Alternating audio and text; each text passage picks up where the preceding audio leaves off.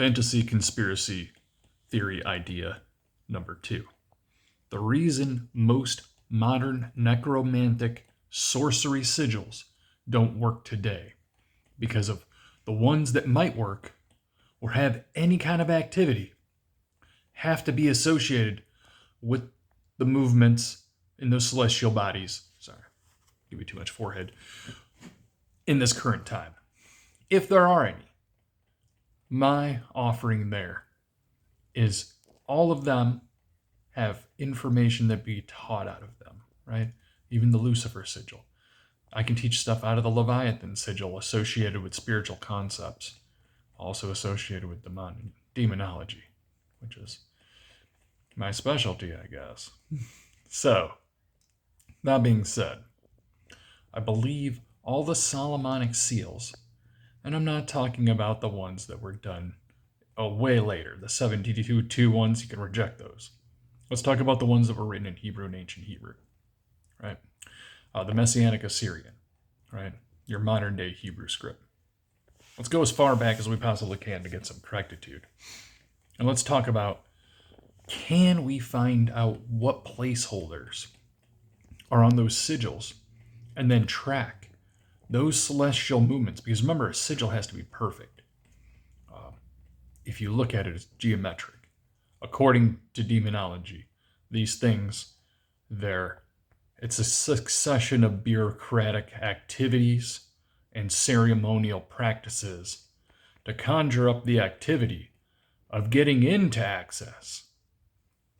Those chiefly being the celestial movements associated with the contacts thereof. Believe it or not, I believe those are human entities here. Those are sigils that will bring those human entities that have authority in that specific part of the realm of this existence. Because yes, we are corporeal specters, right? We have a spectrum of intelligence getting beamed into this spirit container, if you want to call it. It's not nothing. I don't really want to call it a spirit, because then that gives it context and a bunch of woo that it really doesn't really have that. Because then it would be available to us for to wrangle, where we know eminently the demons that exist here.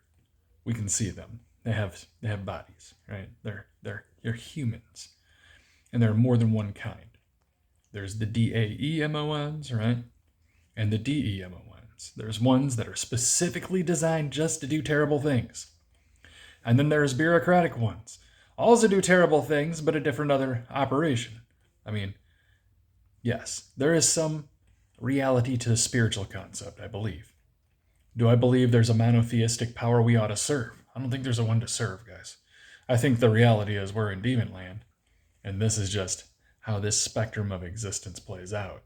And there are ways to move yourself up in to what you would like to call high society today, but it's a change of exchange of level or tier in the existence, which is something even Dhamma talks about, and the low gross experience and moving up by turning the wheel of Dhamma. There's some truth to that. There's got to be some undeniable truth to sorcery, demonology, turning the wheel of Dhamma, the whole Kabbalic tree, because even you Judaists who are devout non-sorcerers or non-mystics, devout monotheists or polytheists that don't involve yourselves, it's a lie. The menorah, the original 7-stick menorah is the Kabbalic tree in it. The original one is. You start looking at it, and even the Kabbalists know it never left.